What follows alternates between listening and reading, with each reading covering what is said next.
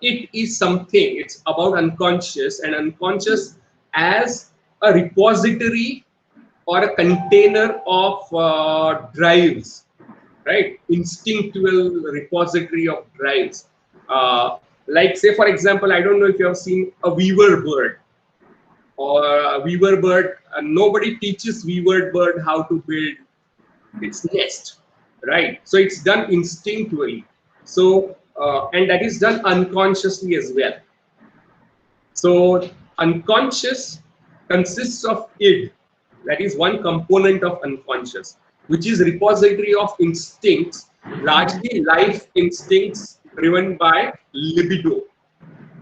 So drive is the word, drive, which is an unconscious motive behind people's behavior.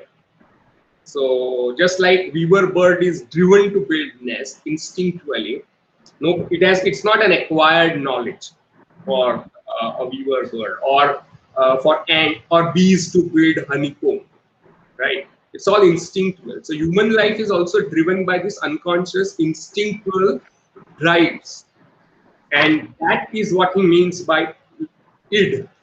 And they consist one, they are driven by pleasure principle, and also later on towards the end of his career he talked about things like death instinct or thanatos in his very famous book called Civilization and Discontent.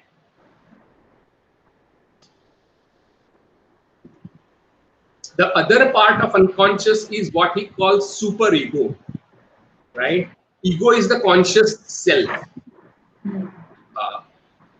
Id is unconscious, superego is also unconscious, and that consists of largely moral injunctions that you have internalized from your parents or from society. That this is good, this is bad, this is right, this is wrong.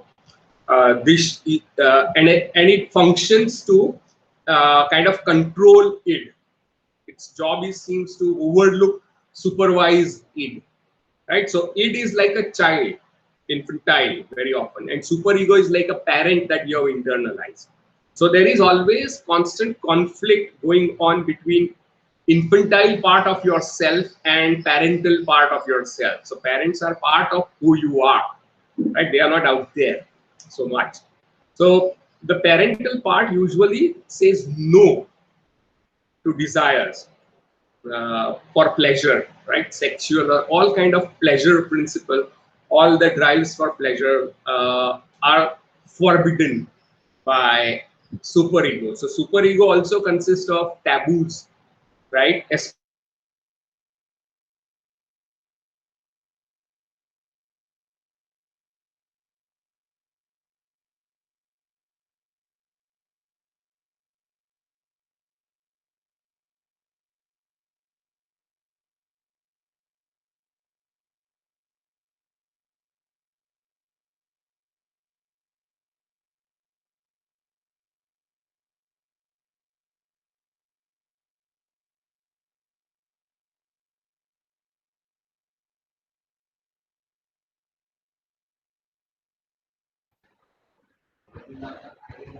Guys, is sir audible to you?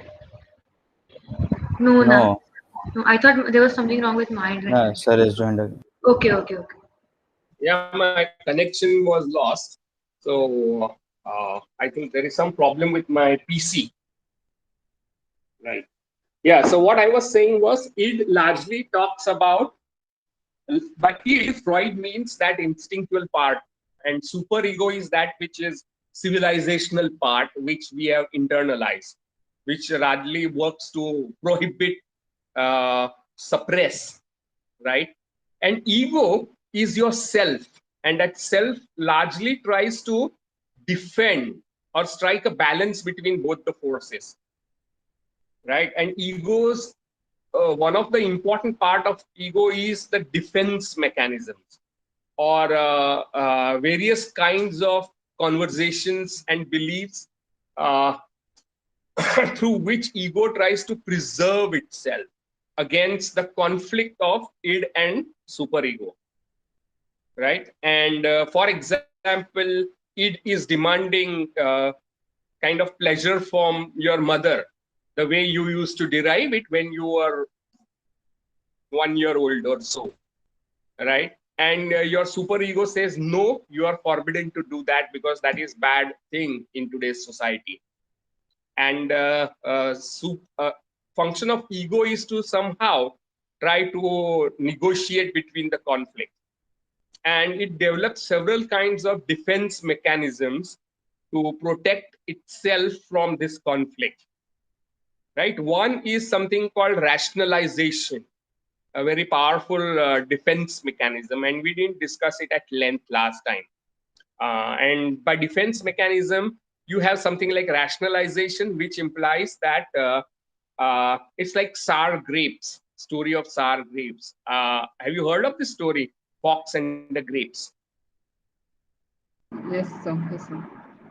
Yes, sir. Yes, sir. So what does Fox say? What do you remember? He said that the grapes must be sour since he can't reach them. So Yeah. So if you can't get that pleasure, maybe you can defend by being saintly, right? If you can't get that pleasure, to say that you are morally superior to others, that can become a rationalization. For example, I hope you get what I'm saying. So rationalization is one such defense mechanism that ego has developed in order to protect oneself, right? There are several kinds. Other is sublimation, where you transform your sexual desire into something which is religious or spiritual, right? You spiritualize that emotional conflict in some way, and that is called sublimation. So Freud would see religion as a kind of neurosis, right? It's a kind of delusion for Freud, and that is a very sharp attack on religion. That it has something to do with abnormal human behavior. It's also tendency to be obsessive compulsive disorders are those which have a kind of repetitive structure. So neurosis, according to Freud, has a kind of repetitive structure. You tend to repeat one thing, or find substitute for something else. So say, for example, you find a substitute for the source of pleasure as you grow, right? You displace your attachments in several ways. I hope I'm making some sense of defense mechanisms and substitutes and repetitive structures. So coming back to Shikha's question, what is id? Id is a repository of instinctual drives governed largely by pleasure principle, and later Freud would talk about Thanatos or death instinct, something that we have, which is the source of aggression in human beings. So what does all this have to do with literature?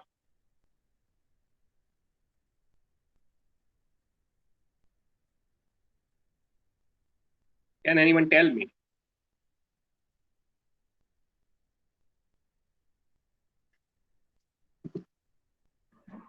Does it have anything to do with literature? maybe to understand the characters or their context. Very good. And even So, the author, sir. So the author who's very writing. good. Right. So one way it can help you to understand the unconscious motivations in the character's behavior. Secondly, it can be useful to understand the unconscious aspects of author's personality.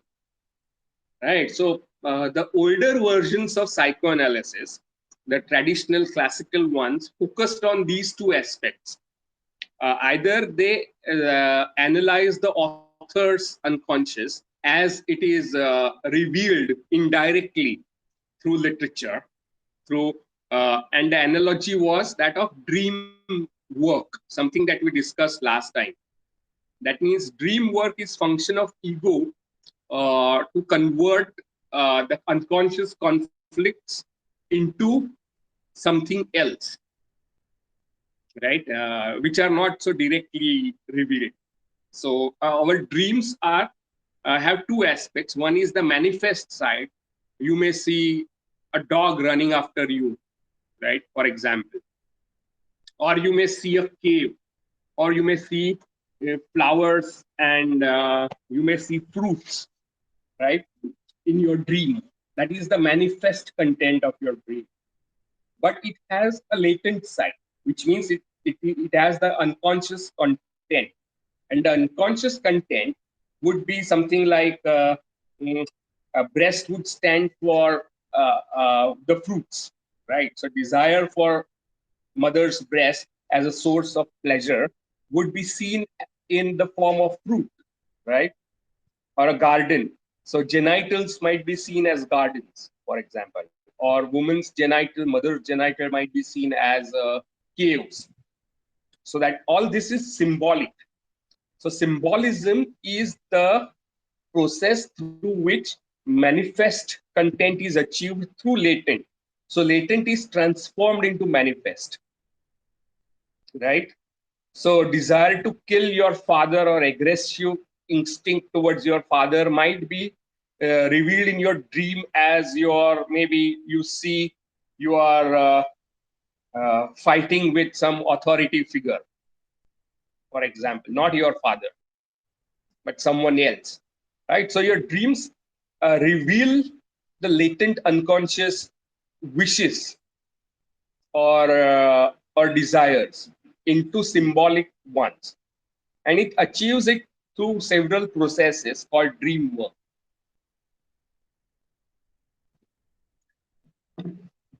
One of the things is called condensation, where two different divergent memories are condensed into one. For example, you may see yourself in a classroom, 11th standard classroom, but your batchmates may be your college colleagues, and your teacher may be your college teacher, right? I used to have such dreams. So there are two things which are being fused together. It's kind of condensation is one of the process. Second is displacement. And by displacement, we mean that, say, for example, castration anxiety, something that we talked about last time, which a child undergoes in his phallic stage or genital stage, right? Where the child is afraid of his father castrating him, right? That fear may be displaced onto something else. It might be displaced onto fear for dogs, or fear for all kind of phobias that you can think of, right? So these are displacements of unconscious conflicts. So you read dreams as if they are literary texts having symbolic meanings, right? So psychoanalysis is a method of decoding texts, and that text is dream, right? Similarly, literary text can also be decoded to reveal its latent meaning, unconscious meaning in the mind of the author or one of the characters, right? So psychoanalysis, as it is applied to literary studies, is very often what is called psychobiography of the author, right? And this is the traditional versions of psychoanalysis, which are not practiced in same way nowadays. Nowadays, psychoanalysis is incorporated into structuralism, Marxism, feminism, and so on and so forth. Things that we will discuss as we move along.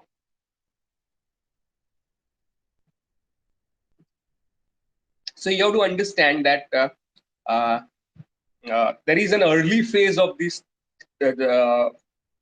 thoughts, like Marxist and psychologists, and there is a later component, later historical developments, where they are transformed, they are modified, they are appropriated, they are used in some other ways than they are being used in the early part of 20th century, right? Something called vulgar Marxism, vulgar psychoanalysis, as it is called, because it tends to get extremely reductive. For example, Marxism tries to uncover ideologies in terms of simple reflections of class ideology that is reflected in literary text, and tendency to reduce literary text to as a part of superstructure to the base. That is the early forms of Marxism, something that Terry Eagleton criticizes. Then similar thing happens in psychoanalysis, as the early part becomes analysis of author's psychobiography. And one of classic example is Ernest Jones and Hamlet. Ernest Jones was one of the famous students of Freud, and he used it to understand why does Hamlet keep on postponing his decision to kill Claudius. And he comes to conclusion that Claudius has done something that he wants to do. So there is an unconscious identification on part of Hamlet and Claudius.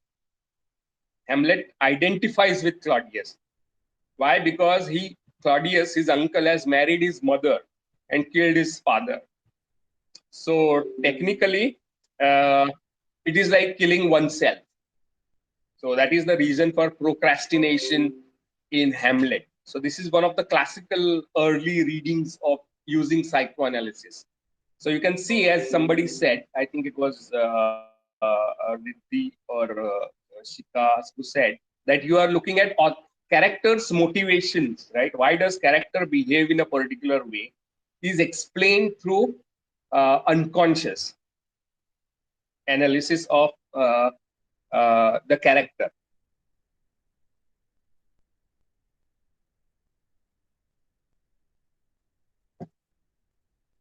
So Freud, in his very interesting essay called Creative Writers and Daydreaming, would point out parallels between daydreaming and literature, saying that both are forms of wish fulfillments. That means if you enjoy a particular film or a novel or a short story or a poem, it's because it fulfills your unconscious desire. So it becomes a form of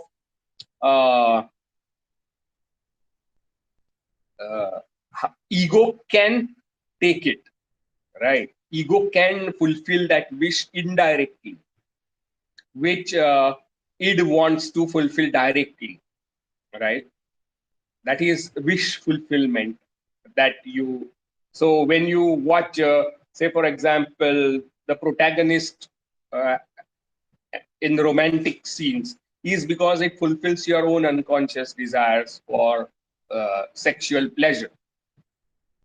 You identify with the protagonist in a film, for example. So identification is one of the reasons why we enjoy work of art. So work of art becomes a kind of wish fulfillment in psychoanalytical thought.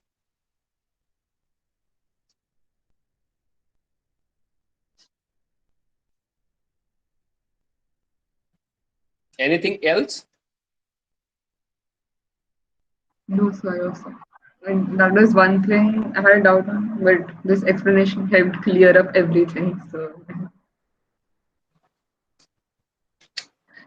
Yeah, Pankti, Kushi, Riddhi, any questions? Tatsam? No, sir. No question. Okay. So I want one of you to make a presentation on Elizabeth Wright's essay on early part of psychoanalysis, which I have given you in the handout. So who will do Yes, sir. that? So, presentation as in tomorrow, right? If you can, that's the best thing. Okay, yes, Then sir. So I will do it. I will make a presentation great, tomorrow. great, great, very good. Sir, Yeah. sir, I'm still confused with the term psychoanalytical approach. Like Okay. that's what I was reading this week, but still I'm not clear with that. So what is the confusion? Can you identify that? Sir, actually, I'm not clear with like what is psychoanalytical approach. Okay. So psychoanalysis is a branch of psychology, right? So a problem can be when you have to distinguish between psychology and psychoanalysis. Psychology is a larger science of behavior, right?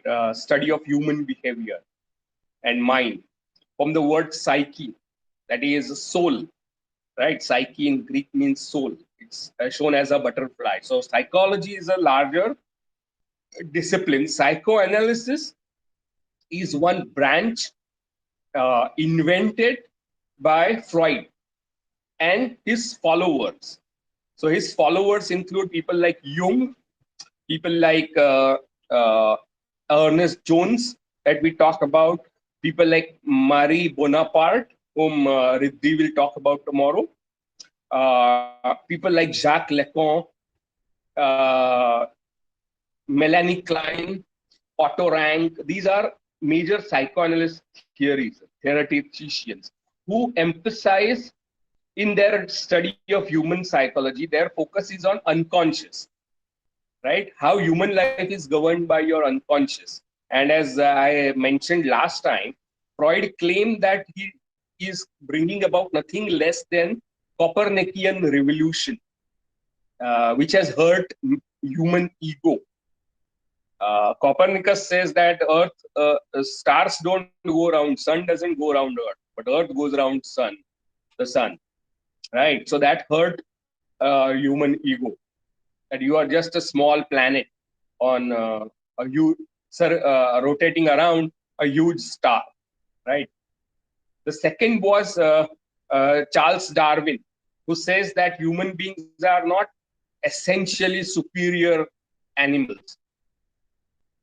They are evolved animals first, that's all.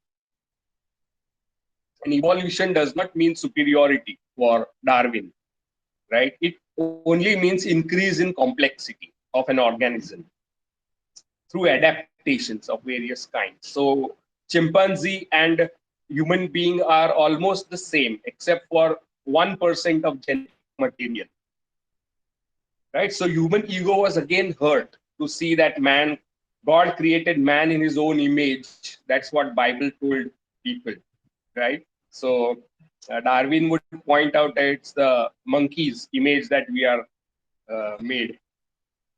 So that hurt human ego. So Freud says that human life is governed by unconscious drives. And conscious mind is, and he used the very famous analogy of iceberg, where the tip of the iceberg is the conscious mind, and 3/4 of it is underneath. Right? You can see only 1/4 portion of the iceberg outside. So 3/4 of the portion is underneath. That is the unconscious, and the closer part to the conscious mind is the subconscious. So when you believe that human being is, and most of the problems in human life uh, are a product of these unconscious drives, you are doing something called psychoanalysis, right? When your emphasis is on unconscious uh, and psychosexual development of human being. And when you use these methods of treatment like free association and dream analysis, that is called psychoanalysis. Psychoanalytical approach to literature means you use the ideas from psychoanalysis, like the dream work, like the unconscious conflicts, in your reading of literature, right? In interpretation of literature. That is called psychoanalytical approach. And there is no one fixed approach. It has been, for example, you also find Marxist psychoanalysis, you find feminist psychoanalysis, you find structuralist psychoanalysis, you also find post-structuralist psychoanalysis, and so on and so forth. Right? Does that help you to understand? Yes, sir. Yes, sir. So now I'm clear with it. Good. It's good to ask basic questions. Any other questions, queries?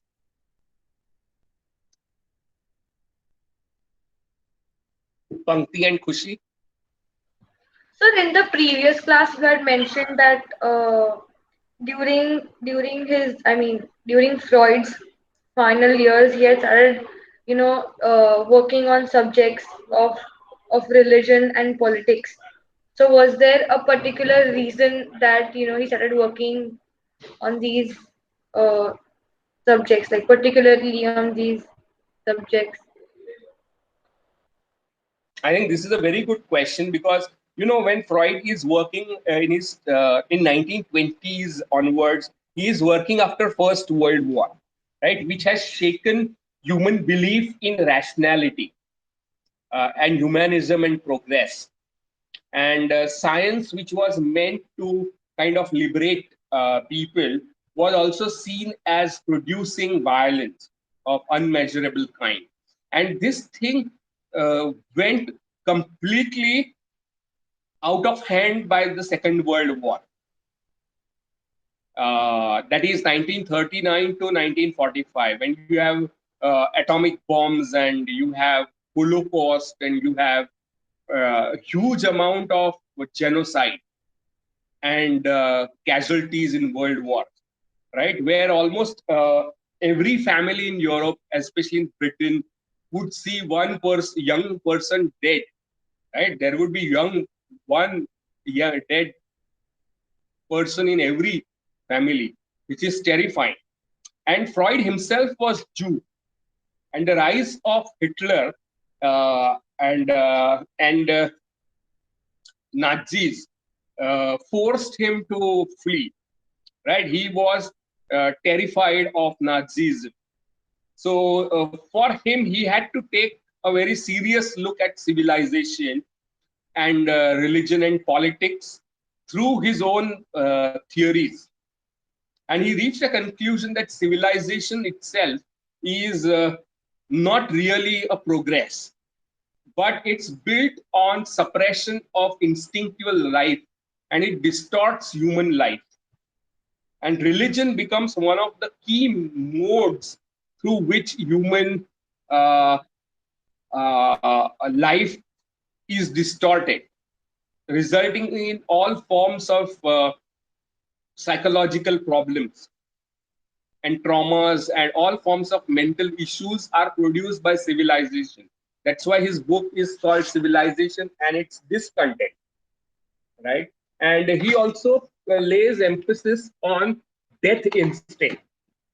Uh, so Freud died when World War II started, but his ideas were already being affected with the rise of Nazism, right?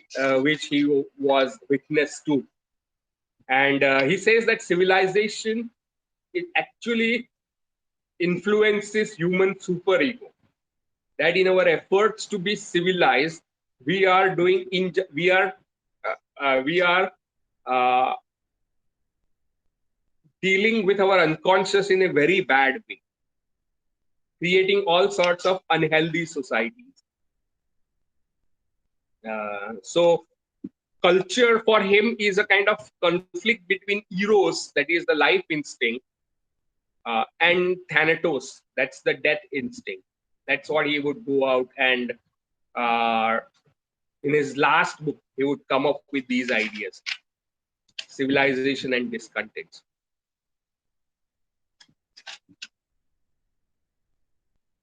And religion also is very, he looks at religion from psychoanalytic perspective, seeing the figure of God as a kind of symbolic displacement from the father, right? And it's our psychosexual development where our fear of father, which is brought about by castration anxiety, right, and Oedipal desire, is projected onto nature. So projection is also one of the important ideas in Freud. It's projected onto nature, where God is seen as creator, but he also punishes people for sins. Especially the Jewish, Christian, and Islamic God is very, very harsh father, disciplinarian father. who would be punitive, who would be very, very ruthless in dealing with sins, especially the God of Old Testament, the part of Bible which is also important part of Jewish scriptures, right? So he would see Jewish and Christian idea of God as a projection of human conflict with Father. So the fear of Father is transformed into fear of God. So he would, in his very interesting essay on Moses, would reflect upon these stories in Old Testament from psychoanalytic perspective. So he would see religion as a kind of distorted manifestation of latent unconscious conflicts and desires, including the obsessive compulsive and delusional ones.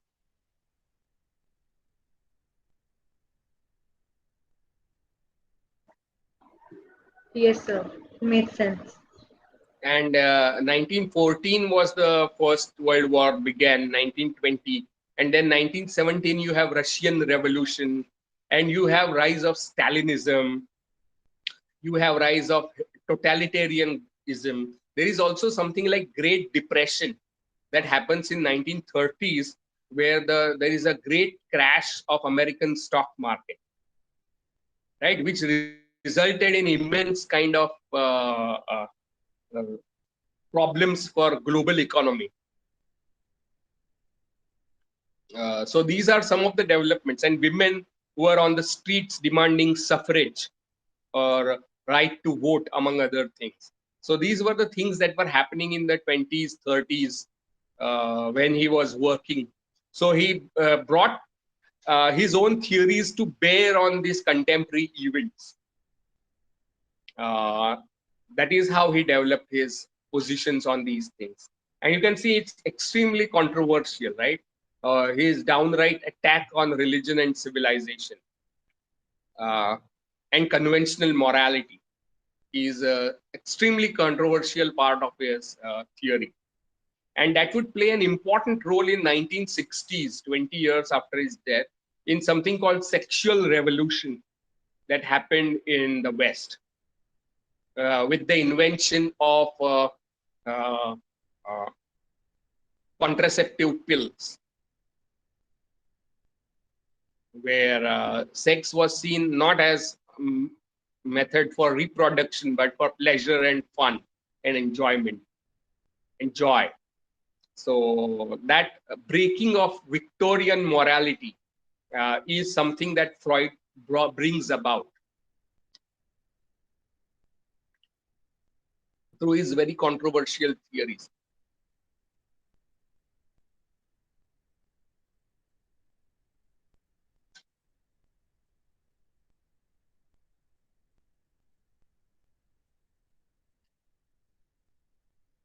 Any other query, question?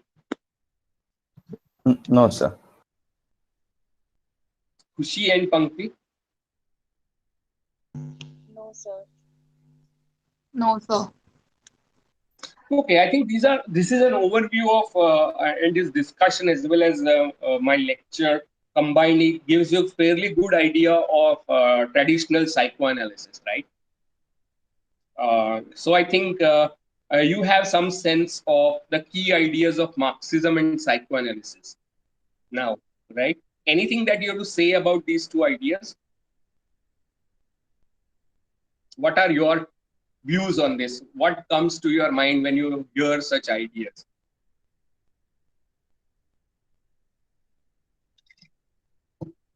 As a human being, not as a subject to be studied.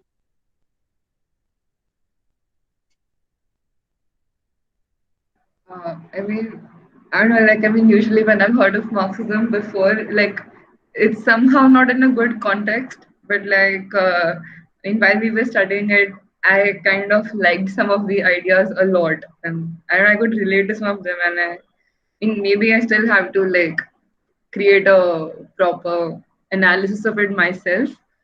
But I don't know, I mean, while we were studying the Marxism part and I read the Marxist ideas and the ideas, and I could see myself agreeing to a lot of what he said. So I don't know if it makes me a Marxist, but I don't know. I really thought like some of it made sense. That's what I thought. Yeah. What made sense in particular? I think especially the literature and art that can influence the world thing, that was like spot on. I mean, I felt it was like very spot on. And other things, I mean, okay, wait, like, I don't know, I mean, like, I can't exactly, I just remember that one, it stands out because when I read it, I'm like, oh, yeah, he has a point. But other than that, I don't know, a lot of other things, I was like, yeah, ऐसे बात सही है, ऐसे. But yeah. Yeah. So again, Marxism has, in a very narrow sense of the word, has definitely serious issues, right? As I pointed out, that it does seem to justify violence and dictatorship and repression of totalitarian kind, something that you saw in Soviet model or the Chinese model of Marxism. Secondly, you also to get there is no single Marxism. There are various interpretations and schools of Marxism which have grown over history, right? And some of the ideas have still relevance, like analysis of capitalism, for example, and inequality, which today is probably one of the biggest challenges before humanity, right?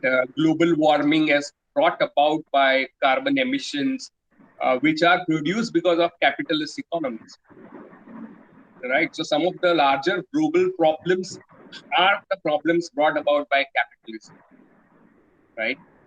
So though the primary focus of Marxism was on trade union movement, something that died down in the 90s, the larger critique of human civilization as being driven by money making or wealth generating values is definitely relevant, right? So there is a point to which Marxism still has some relevance today in 21st century, which is many of his ideas are no longer seen as religious truths, right? For example, the newer thinking about capitalism, like person like Thomas Piketty, I don't know if you've heard of his name, in his very famous book called Capital in 21st century, talks about how social and cultural values drive capitalism rather than other way around, right? As Marx says. So it's superstructure driving the base.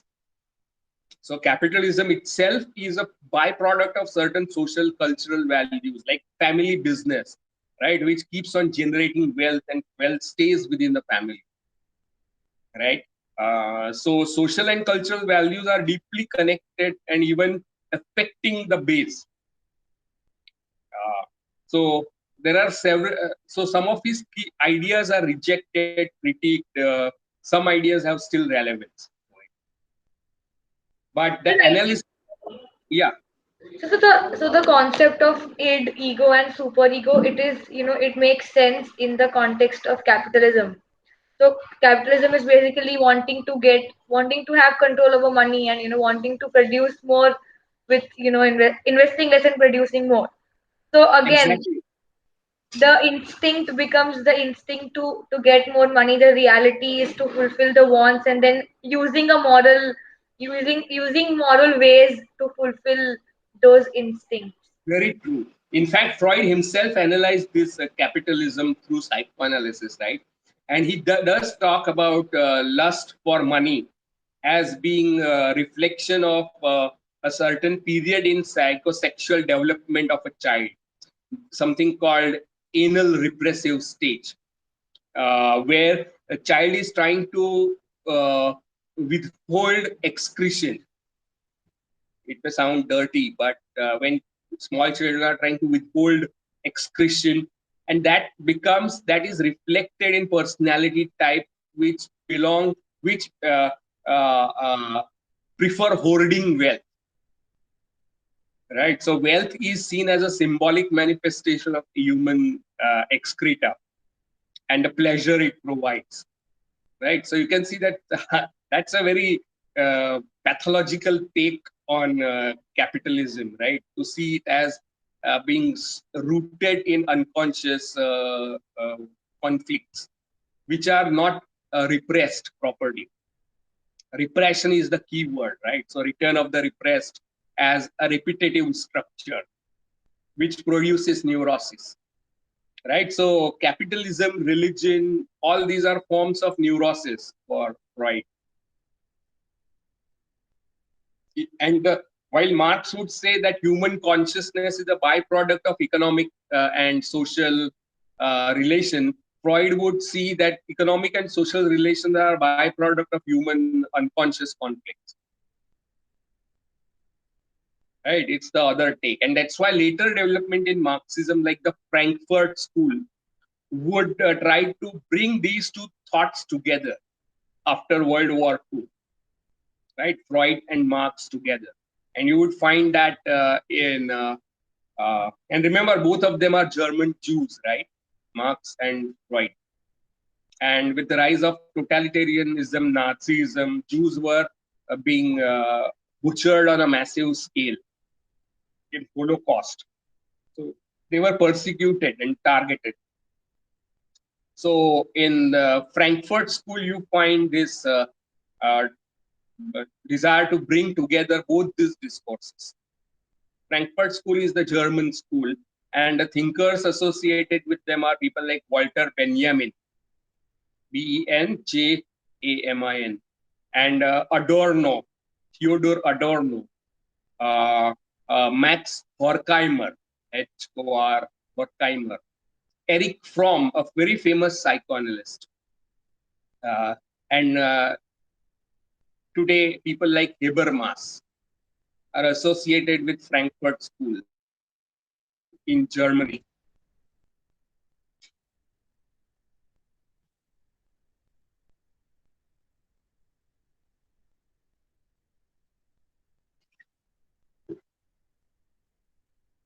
And I mentioned Erik Erikson, whose thought influenced Sudhir Kakar, a very well-known Indian psychoanalyst, and he argues that Indian approach to psychoanalysis has to be different from Western one, and he brings up other mythical paradigms like Bhishma complex.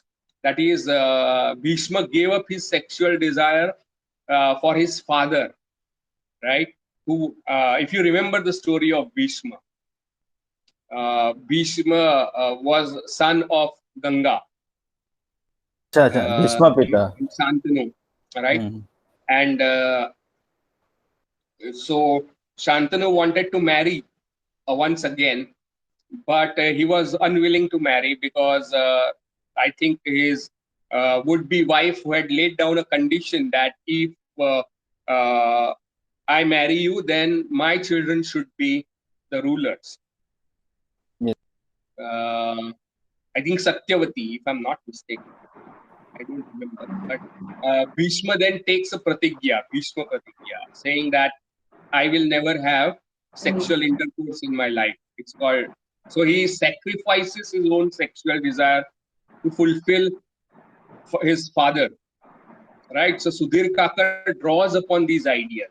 He draws upon the ideas of Erikson, and he analyzes Gandhi and Vivekananda and Indian communalism in the using these ideas. So you might want to read up his books.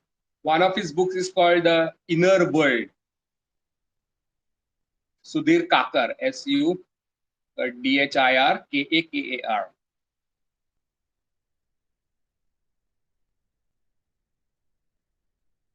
So these are Indian applications, Indian myths.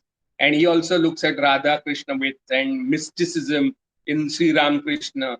And he associates that, he says that many of the behavioral traits of Sri Ramakrishna would be seen as schizophrenia or delusions in regular psychoanalysis, but they don't apply to Sri Ramakrishna because he was normal functioning person, right? He knew all the relations and realities, in the sense that he never was like a mad person who cannot understand the reality, right? So he's not schizophrenic. So he tries to develop, Sudhir Kakar tries to develop an alternative model of psychoanalysis, which sees this oceanic feelings or this kind of typical behavior among saints like Sri Ramakrishna as requiring a different approach to study of psychoanalysis.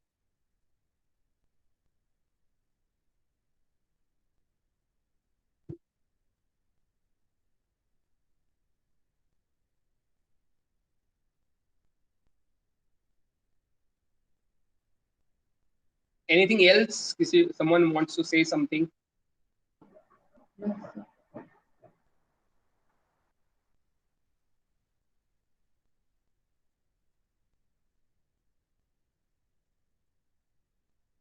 So now you should be reading up on these things, right? Starting with these two books. But I'm sure even original writings by Marx and Freud would be interesting, right? So you can take up Freud's essay like Creative Writers and Daydreaming, or you can take up Marx's writings on art, and so on and so forth, in translation, all in German, right?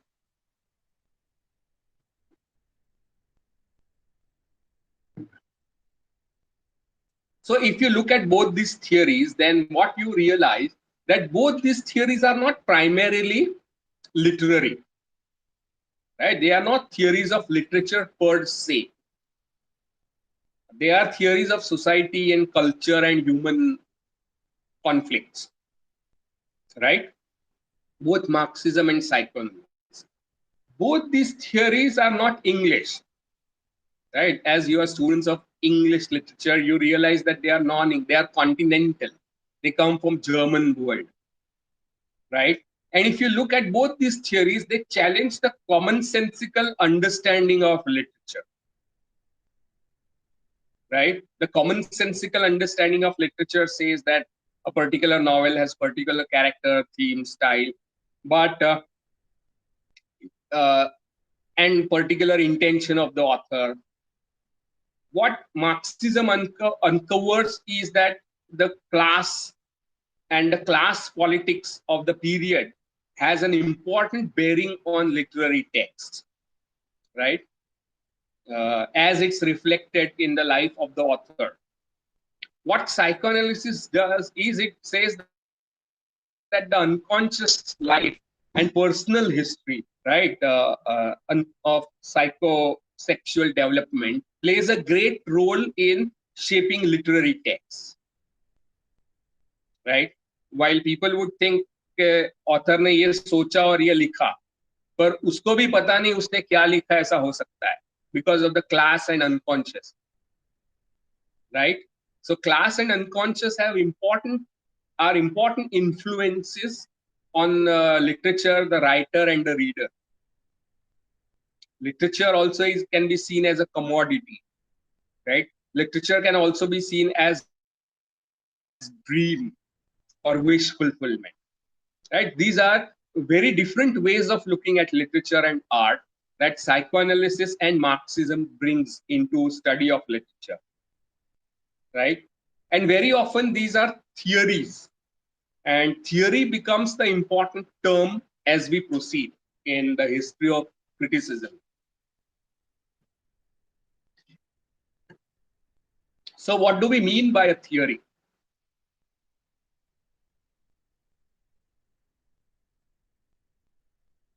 You have heard the term theory before, right?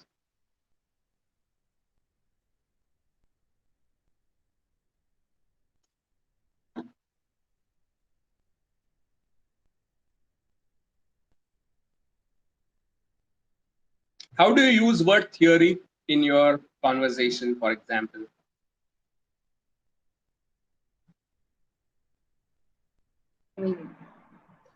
So theory can be, say, a group of uh, ideas or Yeah. that that are, say, falsifiable to an extent. Okay. It can be Okay. Very good. What do you mean by falsifiable? that can be proved wrong. Which Okay. can be proved wrong. Okay. And you study this in the theories of science, right? Yeah, yeah, yeah. And falsifiability as the term used by Karl Popper to talk about verifiability, right? Yeah, So, yeah. theory of evolution or theory of gravity, for example, well-known theories, they explain natural phenomena and causality, right? And that they are explanatory frameworks, very often mathematical, to explain phenomena, predict phenomena, right? In future. So, as the word theory as we use in natural sciences is largely a frame of ideas, right? Abstract ideas, very often mathematical, to explain natural phenomena and predict outcomes in future. And they have to be testable or verifiable, or as Riddhi says, falsifiable. And what do you mean by that? That those claims that are made have to be falsified, should be falsifiable, in the sense that if you say that uh, a cow has 42 teeth, that is a falsifiable claim. You can catch hold of a cow and count it to show whether it actually is 42 or it is 39. So it's a falsifiable statement. So theory has to have falsifiability according to Karl Popper. A scientific theory like gravitation or theory of evolution, probably two greatest theories, right? Or quantum mechanics, have to have these property of falsifiability. But when we come to social sciences and cultural sciences, because human beings are inherently unpredictable, right?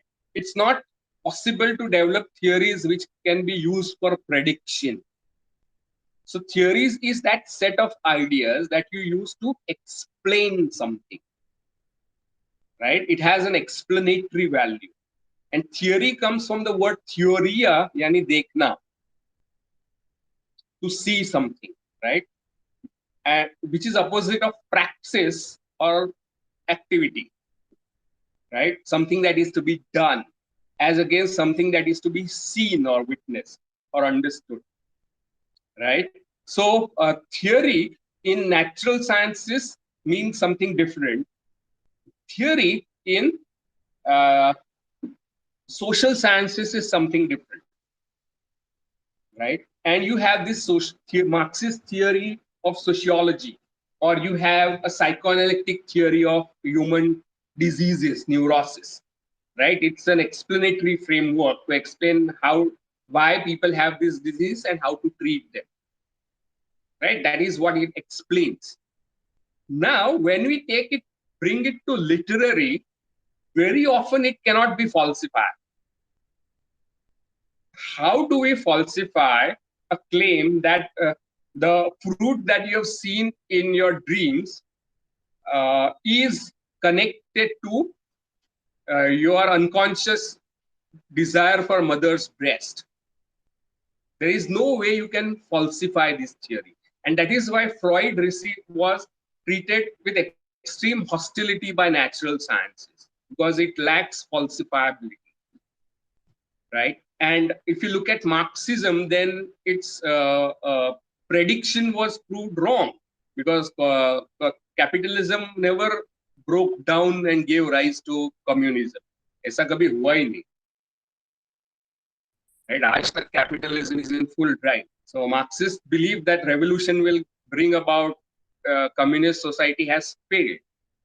So it lost its predictability as well. So these theories are used in literature as a kind of interpretative analytical tools, right? Which don't have falsifiability. And that's why after 90s, there is a turn towards science, empirical science, right? Something called consilience, or bringing together of humanities and natural sciences. So again, you have an evolutionary theory of meaning, you have cognitive theories of literature and art, and so on and so forth, right? Literary Darwinism, and so on and so forth. Because most of the theories that we are dealing with are not falsifiable, right? So they are set of generalizations which help you to analyze literary texts without actually having an empirical dimension or having a falsifiability, right? So you should be able to distinguish between theory in natural science and theory in social science, and theory in literary studies. So you can see, looking at these two theories, Marxism, psychoanalysis, that these two theories don't belong to the domain of literary studies. That is one feature of literary theory in 20th century, that it draws upon ideas which are not primarily about literature, right? They are continental. They come from German very often, but now we will start talking about French as well, right? Into the study of English literature. And third, they challenge the commonsensical assumptions with which we interpret and understand literature, right? That is a very important feature of literary theory in 20th century. So clear what we mean by theory, how it's different from natural sciences, and how it's different from social sciences as well, right? And how, what are the important characteristic features? That it relies on, it's something from outside of the study of literature. It is very often continental.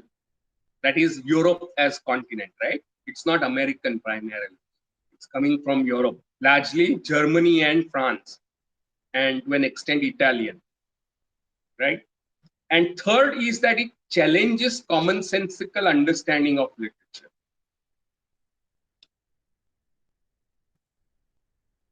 Right? So these are three important features of literary theory in 20th century.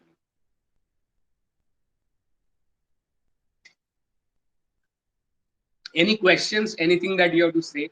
And these are research methodologies, right, that we are talking about. Methodologies is set of generalizations and tools to unpack, analyze texts. Marxism analyzes texts in its historical context of class conflicts and class dynamics. Psychoanalysis analyzes texts in the context of authors' psycho-sexual development and conflict, unconscious conflicts, or characters' unconscious conflict, right?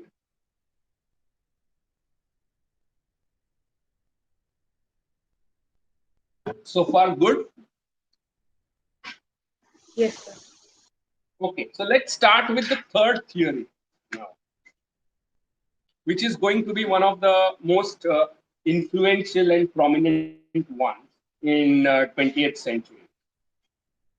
And while Marxism was primarily about political economy, as they say, political economy, I'm sure you've heard of the word. So you can see theory is interdisciplinary in that sense, right? So Marxism was largely about political economy of culture. Freudianism is largely kind of psychopathological study of literature, to use that word. Let's turn to one more theory, which is extremely influential and probably a very important one, something called structuralism. Have you heard of the term structuralism? Yes, sir. We've heard of the term, but we haven't studied it at all. So it's Hmm. So structuralism has its origins in study of language, right? So while psychoanalysis is a study of psychopathology of human behavior, Marxism is a study of political economy, right? Structuralism has its basis in study of language, right? And something called Saussurean revolution. That means Marxism was a revolution in political thought. Psychoanalysis was a revolution in the way we think about human mind and behavior, right? Saussurean linguistics was a revolution in the way we think about language. In fact, it is the birth of modern linguistics, right? So, how many of you have studied linguistics or studied about linguistics at some part? So I think Tatsam and Amadu, like Tatsam, you and Amadu, you did this workshop. Yes, yes, Yeah. yes. Hmm. Limited. What workshop? Some? Yes, sir. We had workshop on linguistic, like the basic on linguistic. Okay. And you had faculties coming in and talking Yes, about sir. it? I don't remember the name exactly, but she was from Saudi Arabia. Mm-hmm. And what Just did a you second. study in the workshop?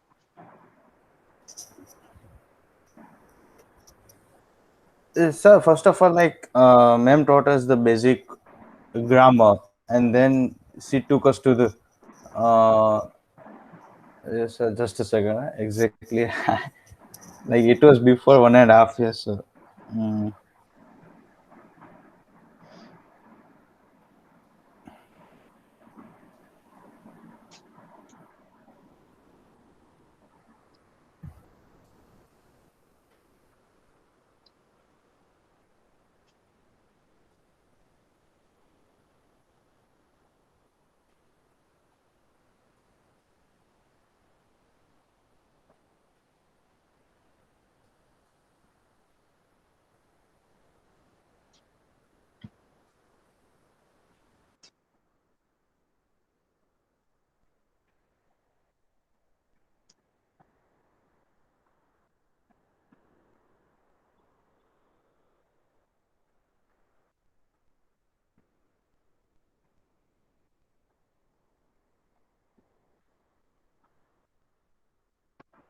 Okay.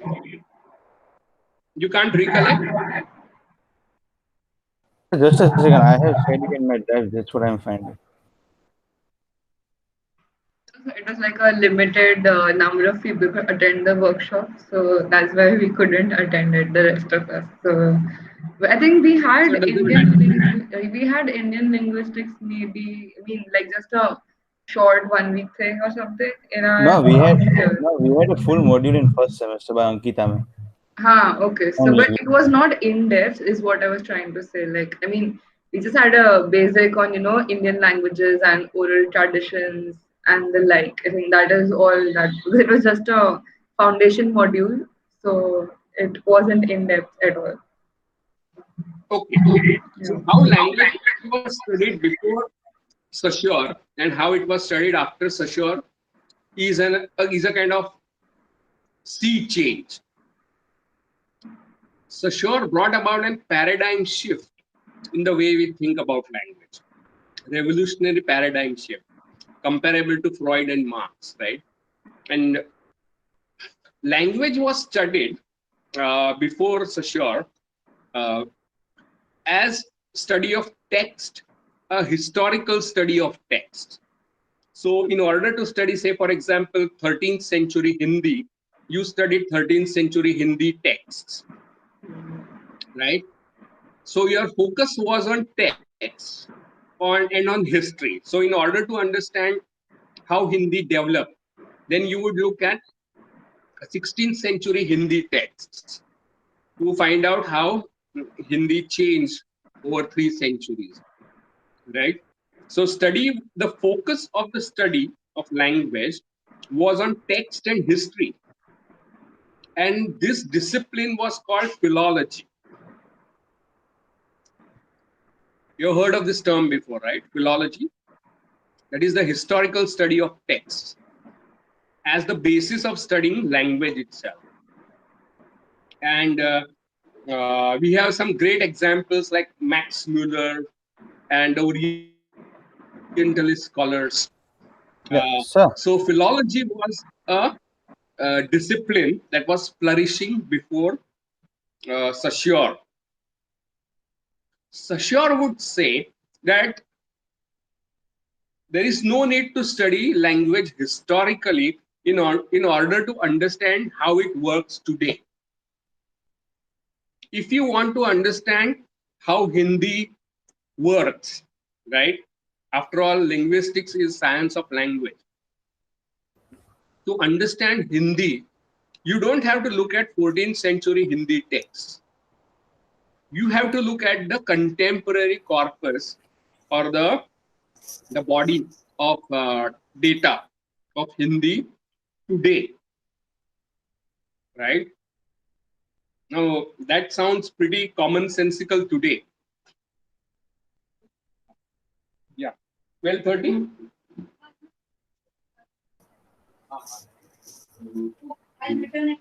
Yeah. Huh. So I just got the Hmm. topics which we have gone through during our workshop. Okay. Hmm. Yeah, Mm-hmm. so those were phonetics, phonology, then syntax, semantics. Then we have also gone through pragmatics and morphology. Then Okay. language as science. Then evolutionary linguistics. Mm-hmm. Then also psycholinguistics. Then language in the human mind. Okay. So those were the topics which we have gone through during our Very workshop. good. Very good.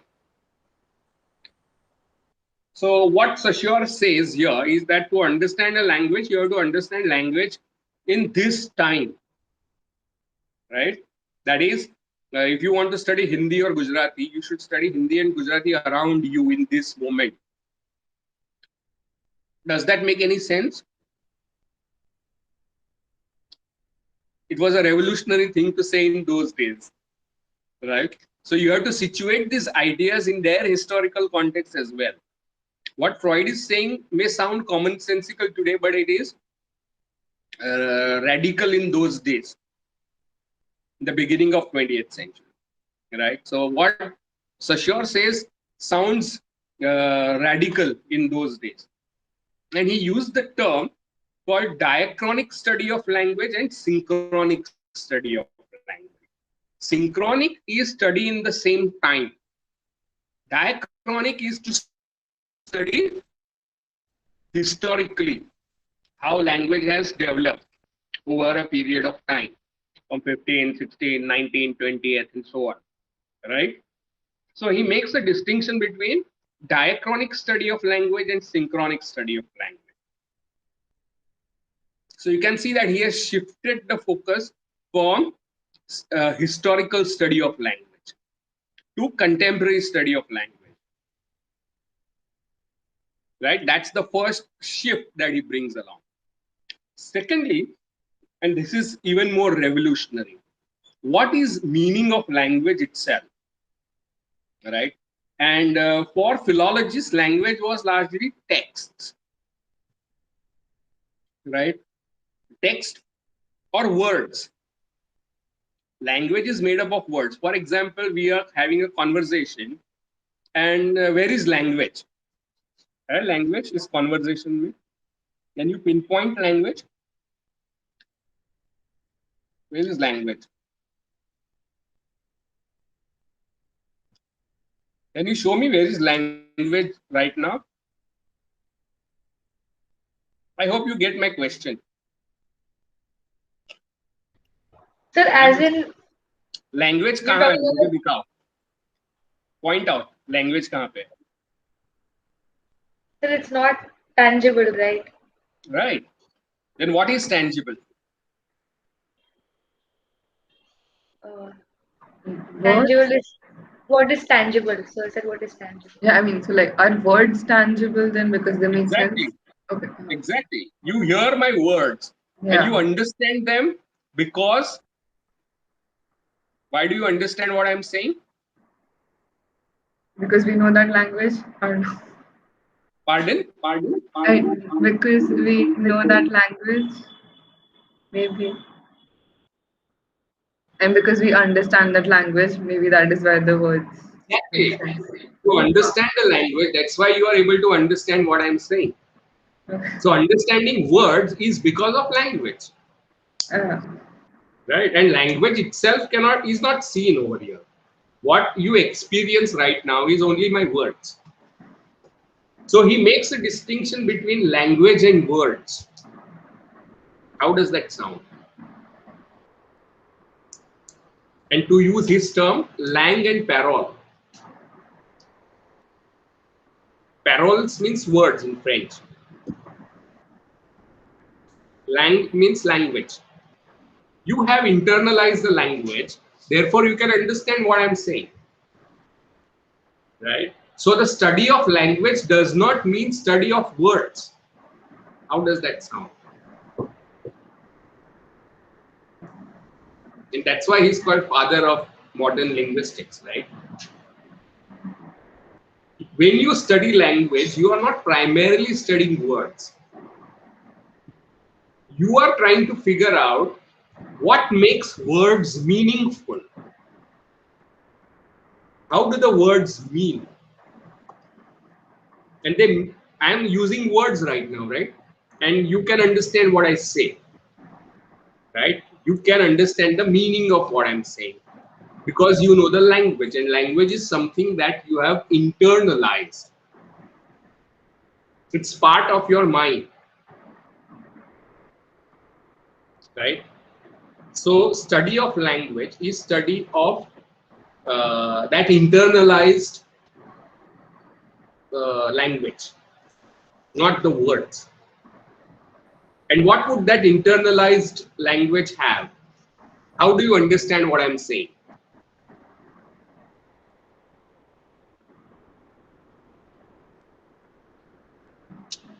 When I say dog, you understand what I say, right? How do you understand that?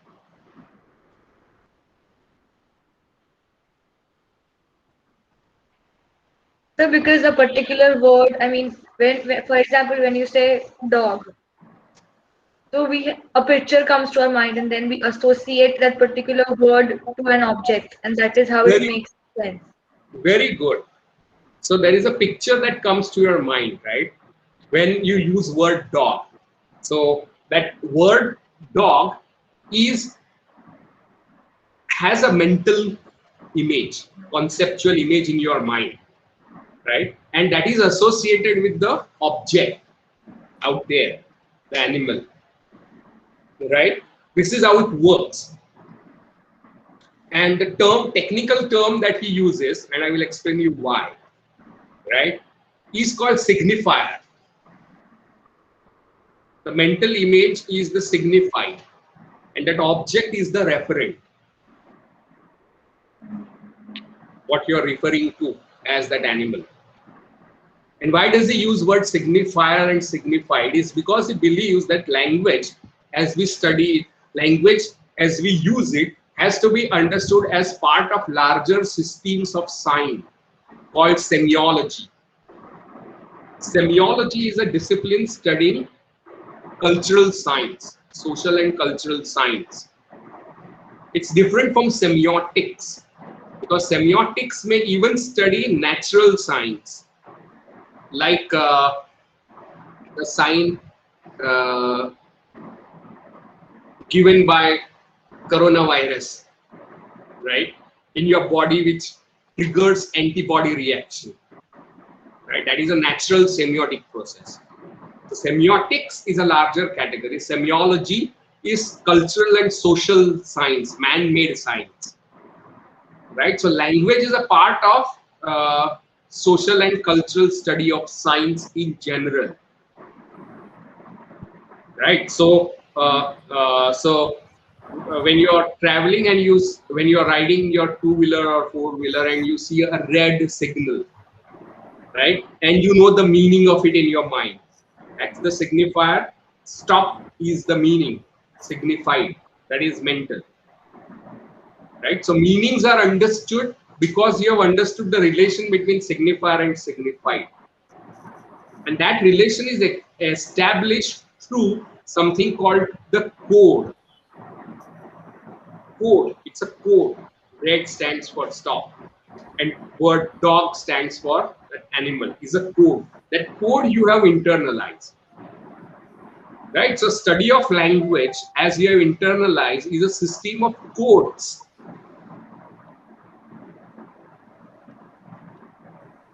Right? So far with me? So you have understood the distinctions like Yes. semiology, semiotics, signifier, signified, and the concept, and referent, right? So in order to understand, so the focus is not on what is the meaning of that word, but how does that word mean what it means? How does the word dog mean that animal? And the ancient theories of language, going back to Plato, would say so in his dialogues called Cratylus, Cratyllian theory of language, says that the word dog means what it is because you know that animal.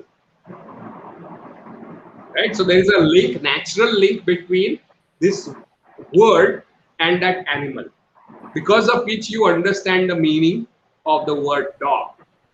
And Saussure is completely dismantling, destroying this idea. Understanding the meaning of word dog is knowing the code which connects signifier to signified, not natural relation between the word and that object. And that's why when I say unicorn, you can understand what I'm saying. Why? Have you ever seen a unicorn in your life? Where? Movies. Movies, right? It is not a real thing, it's a fictional image, right? So even if the referent does not exist, you can still create a meaning, right? So meaning making is not a function of relation between words and things, but words and their meanings in your mind through codes. So you can see that this is a radical thing to say, right? So what is the meaning of word God? Do you believe in God? Becomes a meaningless question, right? Because we have not seen that referent. All we know is the signified of God through the codes which are given by religion, right? Signifier means signal, जैसे लाल colour का signal है. Signified यानी उसका मतलब रुको, right? Concept in your mind. Now, in order to study how words mean, you are trying to figure out how codes function in the land, right? So what Saussure is critiquing in philology is that your focus was wrong. You focused on text. Your focus should be on the structure which produces those texts, structure of codes that you have internalized. That is language. You should be studying language, not words. So you can see he's inaugurating linguistics, right? And he is disrupting philology, putting an end to it almost, shift, creating an autonomous discipline called linguistics, right? Which studies language and not texts. It studies language through text, but not text is not the primary object of your study. Your object of the study is language. And language is what we mean by structure, right? It's an arrangement which you have internalized of codes. So what is structuralism? Structuralism is you study not the text but the language that produced that text. Makes any sense? If you're not understood, ask me. This is a key idea. And this is why it is called structuralism. Right? So could Structuralism. you repeat what you said, like the definition of structuralism once? Structure is basically arrangement of parts into a larger whole, organization which are related to each other. Right? So that is what we have internalized. When you hear word dog, you understand it through the structure that you have internalized called language. Right? Language और structure एक ही चीज है in Saussurian linguistics. So structuralism means you study a different object. You don't study. So Saussure displaces not only the methodology of studying language but also the object of studying language. Methodology historical थी, diachronic थी. अब उसने synchronic कर दिया, right? Object क्या था? Text थी, अब लैंग्वेज हो गई. Can you see the revolution, Saussurian revolution in linguistics? Yes, sir. Right. So the object of study is language. When you say object of study is language, that approach is called structuralism. And if you can look, if you can understand this, human language, study of human language becomes the method to study all science, all cultural science. It may be traffic signal system, it may be your hairstyle, it may be your makeup, it may be your fashion sense, it may be your cuisine and recipes, it may be your films, it may be your TV series, or it may even be sports events. Like a very famous French structuralist called Roland Barthes wrote about something called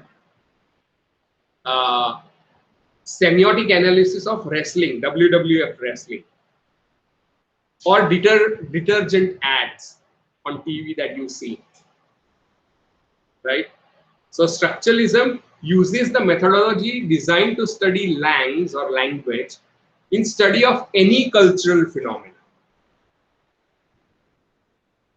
An anthropologist called Claude Lévi-Strauss would study myths, right, using this structural approach, structuralist approach.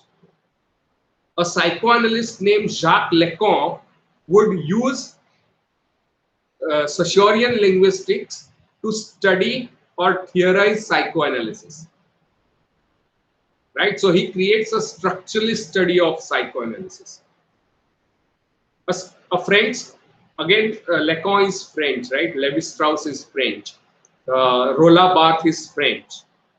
And another important French theorist called Louis Althusser would use this structuralism to study Marxism. So he is a structuralist Marxism that he develops. You get that? So psychoanalysis, Marxism, anthropology, study of culture, all using the model developed by Saussure to study language. This is what we mean by structuralism. Any questions about what is structuralism? So far with me? Yes, sir.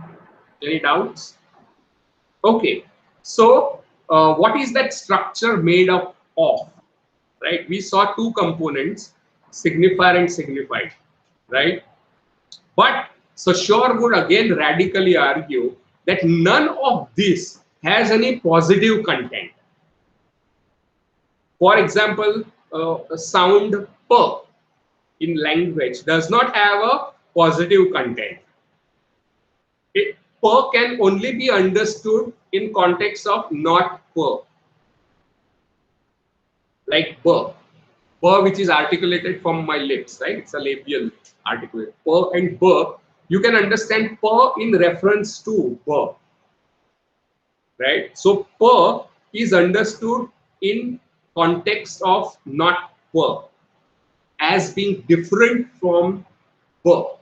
So difference is what structure is made up of. Any linguistic, any meaning making structure is a structure of differences rather than positive content.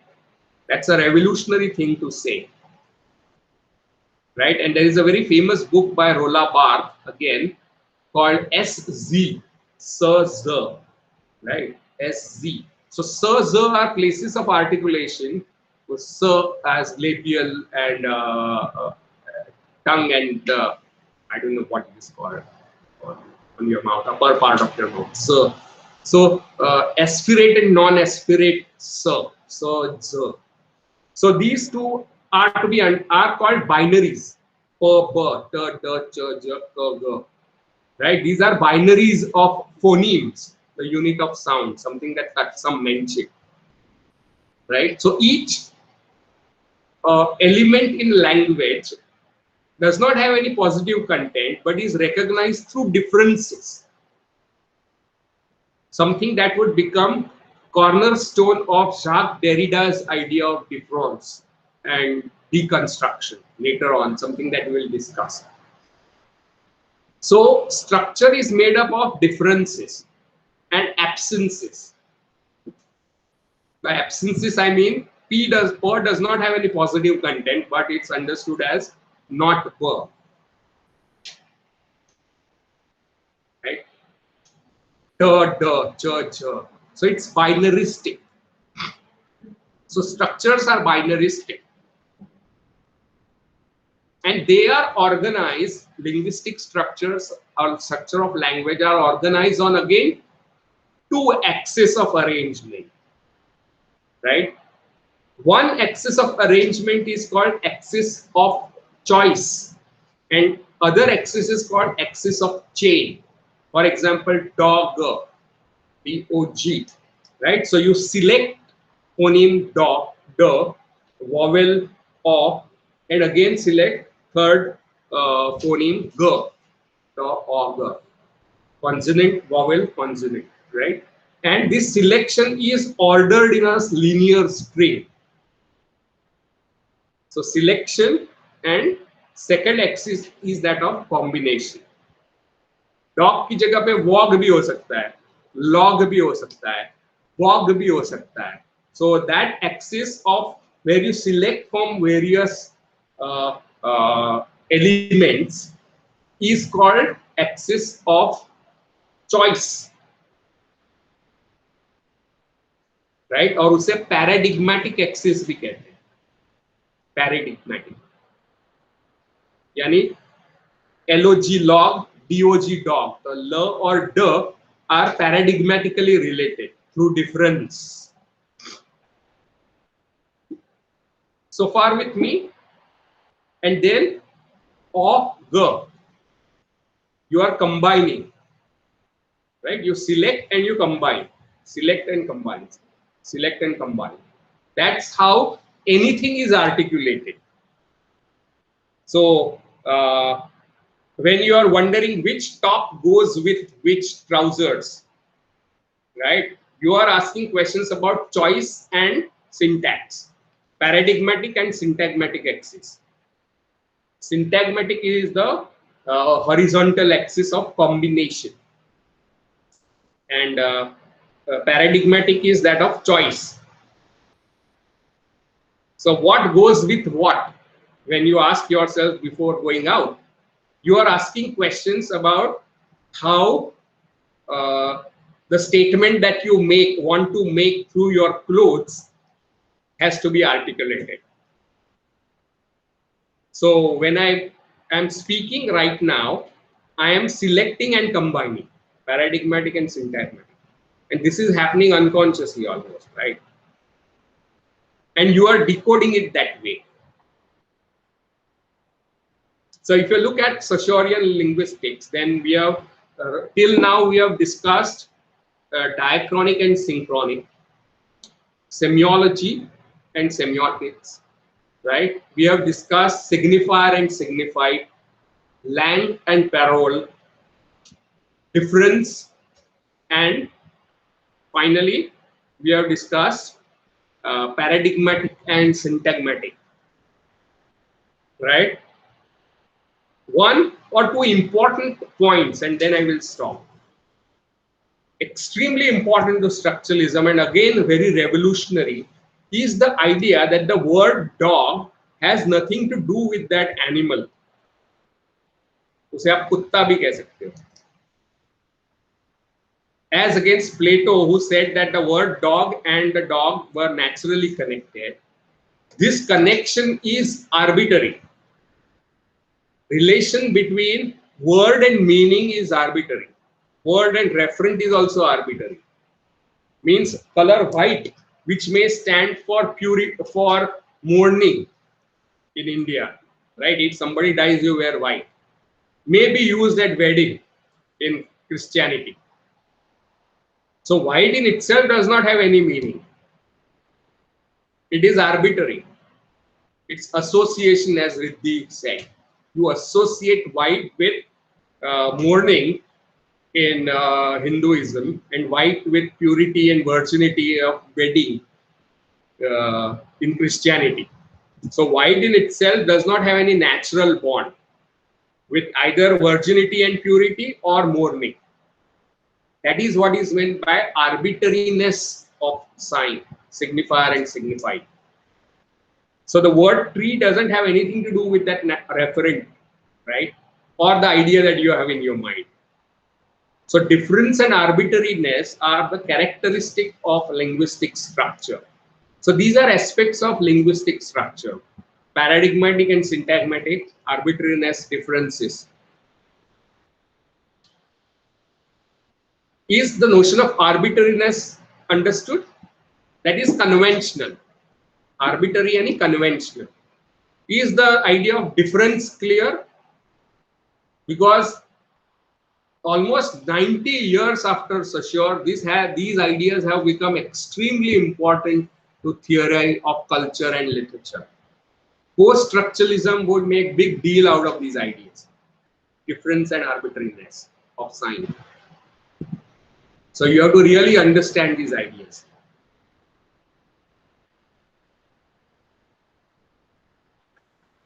So far, So good. Last idea is about difference in value and signification. What do you mean by value? Value is the place that particular element occupies in linguistic system or structure. For example, he gives example of word sheep and mouton in French. I can't pronounce it correct. Please correct me. Mouton, mutton, as we use it. In French stands for sheep. Now they have similar signification, but they don't have similar values, by which mouton may mean something that is to be eaten as well, right? Sheep may not have that idea, but they are almost similar in significance, signification, that is meaning making. Cow or guy. Now guy has a different kind of connotation because of the place of cow in Indian semiotic system, right? So cow means something entirely else for American, for whom cow is breakfast, right? So though meanings are similar, significance जैसा meaning कहते हैं वो similar है, मगर values अलग है उसकी. So with this, we give you an overview of structuralism. Key ideas. Any doubts, queries, questions? No, sir. no, sir. I think Yeah, and like Saussure yeah. was famously, Saussure was a student of Sanskrit, and I'm not sure to what extent his PhD thesis was on Sanskrit. He was an Orientalist scholar. I'm not sure to what extent he derived his ideas from Sanskrit linguistics, as some people claim he does. but definitely he was a Sanskrit scholar. And his own book titled Course of General Linguistics is not a book that he has written. It's a collection of notes made by his students and assembled after his death. But it becomes one of the most influential texts of 20th century.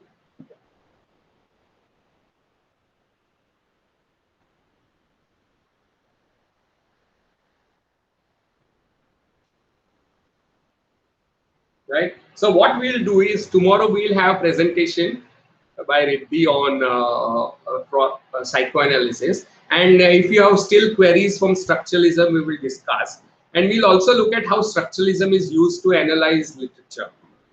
Okay. Okay, Yeah, yes. so we'll like read up on the like people Yeah, you you need mentioned and to all so ask, that we can get more questions probably. So, yes, and use Habib's text for that also. In Selden, you will find structuralism as well. Or read that up. oh, yeah. And we'll also like, I mean, I have read the psychoanalysis rights article.